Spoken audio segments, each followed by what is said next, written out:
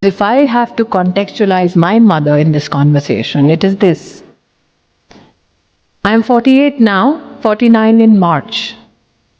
But when I was 7, suddenly one day, me and my other 2 young sisters were given a plate of rice and a black dal to eat. And we were huddled in a room, and there was an urgency in the house. The 3 of us could not see what was urgent. Little did we know that my mother peeps back into the room and says, "Are you done eating lunch?" We said, "Indeed."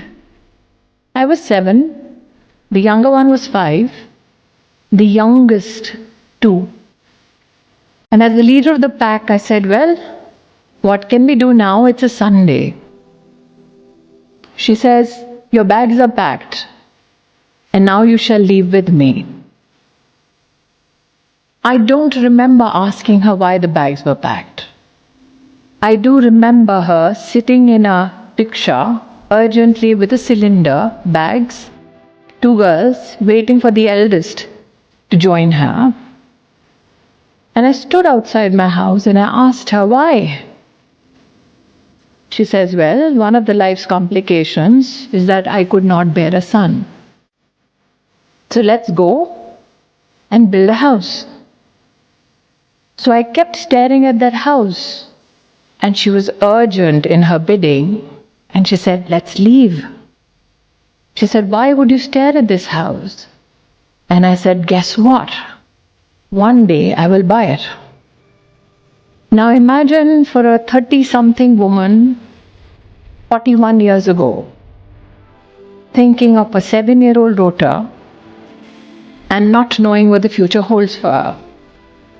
She took me by the hand, and the rest is history. Came to Delhi, worked double, triple jobs.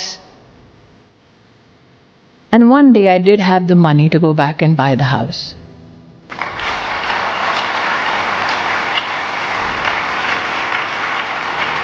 So I stood in front of it and I called her. I said, "I'm right there where you left me 41 years ago, with a desire that can now be monetarily fulfilled." And as mothers are wise and get wiser with age, she said, "Honestly, tell me, do you still want to buy it?" I looked at the house and I knew my wallet. And I said, "No." She said, "Learn to forgive yourself. Learn to forgive your anger. And learn to forgive those who did injustice to you. And that's your best gift to yourself."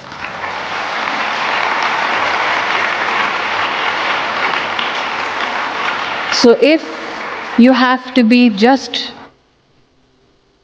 me,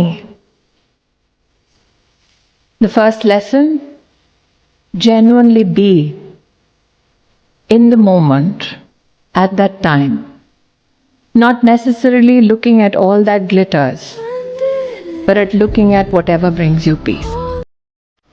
Be it a cherry blossom in Japan or in Bengaluru, just be. If you have to be just you, while you learn to forgive everything, learn to forgive yourself for being angry, for being consumed, for running, for having no time.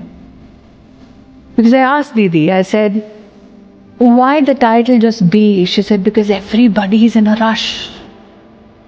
People need to be still." And I wondered then, what makes everybody afraid to be still?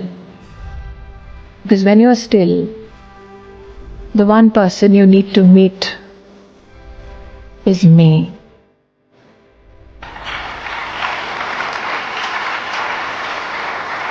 So Miss Abe, I never imagined I would be on a stage where I would make you cry.